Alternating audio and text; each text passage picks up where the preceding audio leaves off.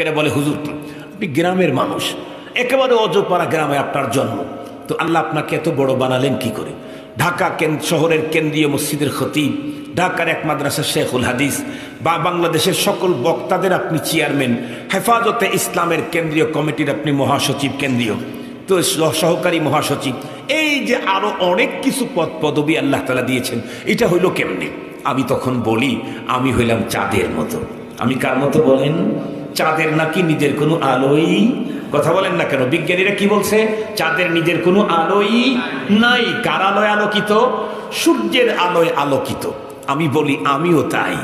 যা দেখতেছো একটাও আমার না, এসব আমার আব্বা আম্মা উস্তাদদের দোয়া, একটাও আমার না।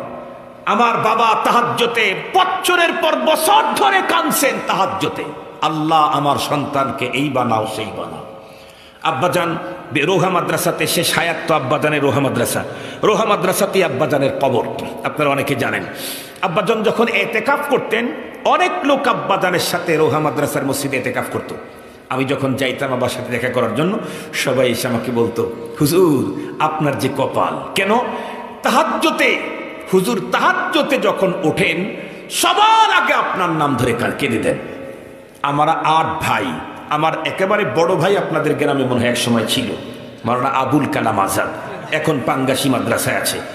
আমার বড় ভাই পর্যন্ত একদিন আব্বাকে বলতেছে, আব্বা হজে যাবেন, তখন আব্বা এসে সালাম মুসাফা, আব্বার সাথে এসে সালাম মুসাফা দিয়ে বড় ভাই বলতেছে, আব্বা আমরা যতই বলি যে আপনি আমাদের জন্য দোয়া করেন, আগে আব্দুল বাসেদের নাম বলবেন, পরে সময় পেলে আমাদেরটা বলবেন। আমার বড় ভাই এ কথা বলতেছেন। আপনারা বুঝেন কি আচরণ করলে? আমি তো ভাইদের সিরিয়ালে 4 নাম্বার, আমার ছোট 4টা, বড় 3টে, আমি 4 নাম্বার। কি জাতীয় আচরণ করলে বড় ভাই আব্বাকে কথা বলতে পারে যে আপনি তো আগে আব্দুল বাসিদের নাম বলবেন সবার আগে, এরপরে সময় পাইলে আপনি আমাদের নাম বলবেন। আব্বা তখন মুস্কি হেসে দিয়ে বলছেন, তাই কি হয়? ছেলে সন্তান সবই সন্তান, তোমারও তো হয়েছে, তবে আব্দুল বাসিদের প্রতি আমার দুর্বলতা একটু বেশি। কেন কেন আমার প্রতি দুর্বলতা বেশি? কারণ আল্লাহর মেহেরবানিতে আমার 7 ভাই যা করতে না পেরেছে আব্বার জন্য, আল্লাহ আমাকে একা তার চাইতে বেশি করেছে। আমার ইমিডিয়েট বড় ভাই হযরত মাওলানা আব্দুল হাকিম শেখুল হাদিস, জামিয়া ইসলামের রাজশাহী নিউ মার্কেট মসজিদের ইমাম ও খতিব, আল্লামা মোহাম্মদ মিয়া কাসিম মাদ্রাসা শেখুল হাদিস, উনি আব্বার ইন্তেকালের পরে আব্বাকে কবরস্থ করে বাসায় যখন আসছি, আমার দিকে তাকায় চোখের পানি ছেড়ে কেঁদে বলে, আব্দুল বাসেত তোমার তো জাহে কিসমত, তোমার কিসমত বড় উঁচা। আমরা 7 ভাই মিলে যতটুকুন বাবার খেদমত করতে না পেরেছি, তুমি তার চাইতে বেশি করেছো। তো বলতেছিলাম যেটা, যে আল্লাহ আমাকে যেখানে পৌঁছাইছেন, আমার নিজের কোনো কারিশমা আলো কিচ্ছু নাই। এটা হলো আমার মা আর বাবার দোয়া, আমার আস্থা আসাতা যায় কেরাম ওস্তাদের দোয়া। এজন্য আমি পায়ে হাত দিয়ে বলবো সমস্ত যুবকদেরকে, ও যুবক যাদের ঘরে এখনো এই 2 মহাসম্পদ আল্লাহ রেখে দিয়েছেন, বাবা এখনো বেঁচে আছে, মহাসম্পদ এখনো বেঁচে আছে, মা এখনো বেঁচে আছে, মহাসম্পদ তোমার এখনো বেঁচে আছে। লক্ষ টাকা 10 লাখ টাকা দিয়ে হজে যাচ্ছে মানুষ, 20-25 লাখ টাকা দিয়ে মানুষ হজ করে।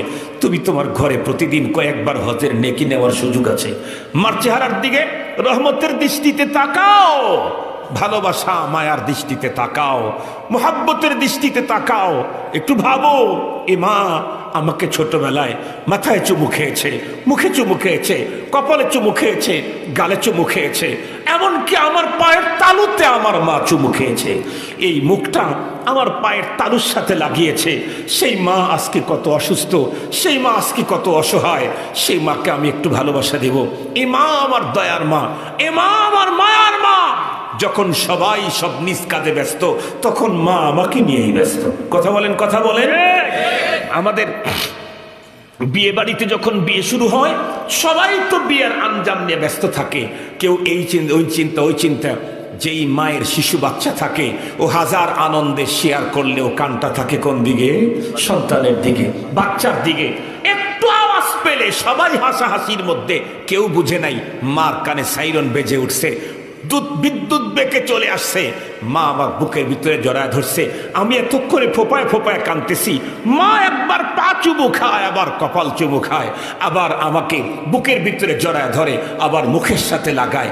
ওই মা বেঁচে আছে, বড় সম্পদ এখনো বেঁচে আছে, বাবা বেঁচে আছে, বড় সম্পদ এখনো বেঁচে আছে।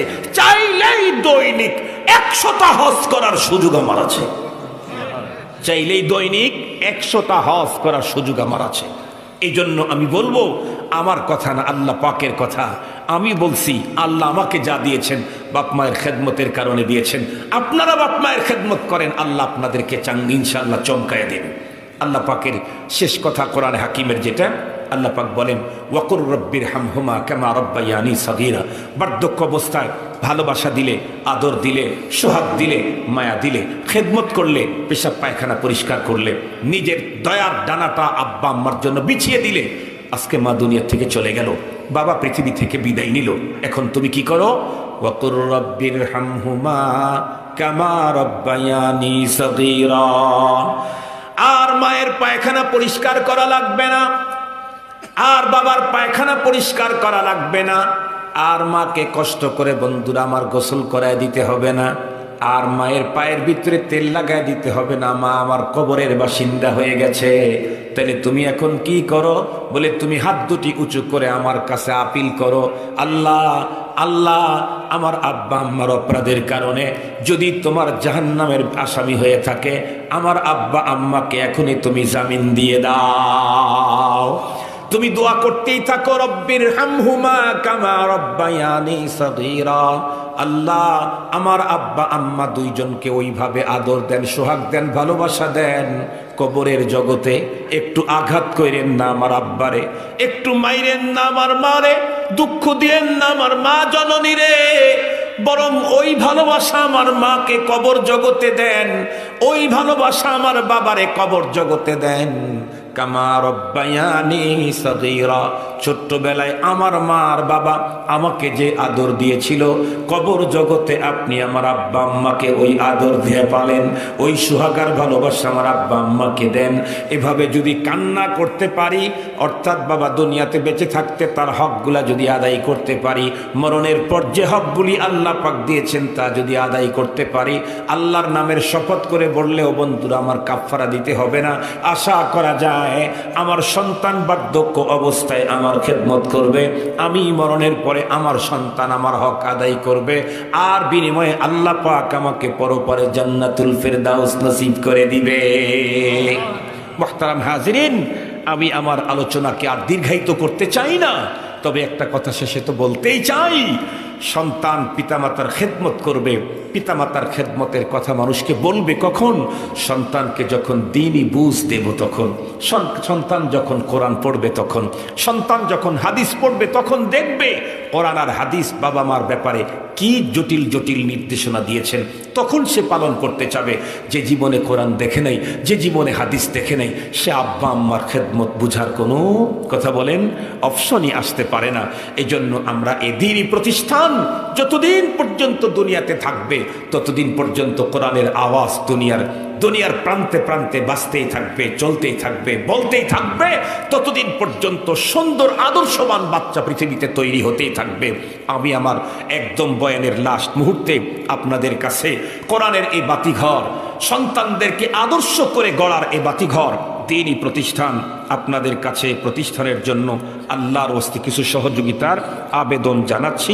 যে যতটুকুন পারেন, কোনো জোরাজোরি নাই, কোনো ধরাধরি নেই, যে যতটুকুন পারেন দোয়ার আগ মুহূর্তে আল্লাহ পাক যেন আমাদের দোয়া কবুল করেন। আব্বা আম্মা নাই, আল্লাহ যেন তাদেরকে মাফ করে দেন।